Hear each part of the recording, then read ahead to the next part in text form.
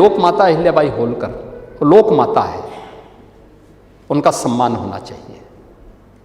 उन्होंने मुगल कालखंड में भारत के सांस्कृतिक और आध्यात्मिक प्रतीकों को जिस दमदार तरीके से स्थापित किया था, उनकी पूजा होनी चाहिए और उसी क्रम में हमारी उनके प्रति श्रद्धा का भाव। आपने क्या किया? आपने नहीं किया। मैंने राजू पाल की हत्या का मुद्दा इसलिए उठाया, उमेश पाल की हत्या का मुद्दा इसलिए उठाया क्योंकि उन माफियाओं को गले आप लोगों ने लगाया था और उन माफियाज ने हमें आंखें दिखाने का प्रयास किया, तो उसकी दुष्परिणाम को भी उन्होंने भुगता है। हर गरीब को जीने का अधिकार मिलना चाहिए, बिना भेदभाव के उनका हक उसको मिलना चाहिए। लेकिन जातीय वैमनस्यता इस समाज के हित में नहीं, देश के हित में नहीं है। ये देश गुलाम क्यों हुआ? इसी जातीय वैमनस्यता के कारण, इसी के कारण हुआ है। और उन जातियों को आपस में लड़ाने का काम, लेकिन तुष्टीकरण के नाम पर आक्रांताओं को महिमामंडन करना आज इस समाजवादी आंदोलन का मुख्य धंधा बन गया है। कब रंग बदल दे कोई भरोसा नहीं होता। यानी गिरगिट भी आज पश्चाताप करेगा कि समाजवादी मुझसे भी आगे निकल गए हैं।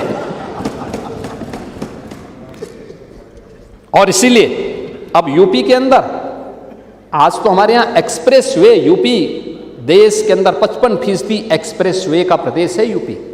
देश का सबसे बड़ा रेल नेटवर्क यूपी के पास, देश का सबसे बड़ा एयर कनेक्टिविटी के लिए एयरपोर्ट्स यूपी के पास, देश की पहली रैपिड रेल यूपी के पास, देश की पहली इनलैंड वाटरवे यूपी के पास और देश का पहला रोपवे जो सिटी को जोड़ रहा है वह यूपी के पास है।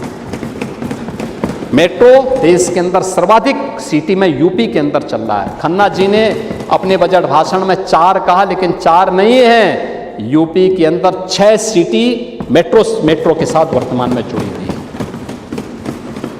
और 6 ही नहीं, 7वां सिटी प्रधानमंत्री जी के लोकार्पण के बाद मेरठ भी हो जाएगा। देश के अंदर कहीं को इतनी इस संख्या में नहीं है। ईस्टर्न एंड वेस्टर्न रोपवे वहां इसलिए चलाया जा रहा है। रोपवे पौराणिक सिटी है, हाँ वो भी चल रहा है। अभी हम कनेक्टिविटी दे रहे हैं, थोड़ा देने दीजिए ना, इंतजार करिए, अभी इंतजार करिए। Eastern and western freight corridor, इसका जंक्शन भी यानी लॉजिस्टिक का भी एक बड़ा केंद्र अब यूपी बनने जा रहा है।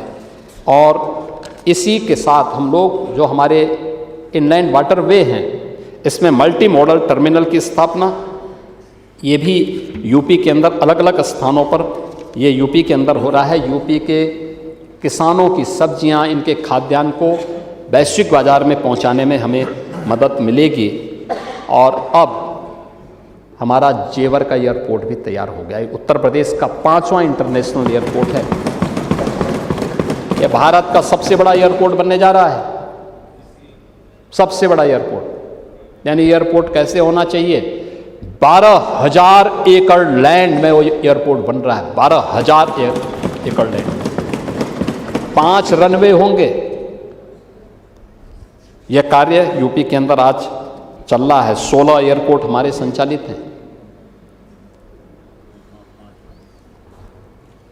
5 पे हम काम कर रहे हैं और जेवर इंटरनेशनल एयरपोर्ट अब इसमें MRO, एक्सप्रेसवे के किनारे एविएशन आधारित इंडस्ट्रियल क्लस्टर, ये सभी चीज़ें, डिफेंस मैन्युफैक्चरिंग का कार्य, ये सभी चीज़ें आज यूपी तेजी के साथ आगे बढ़ रहा है।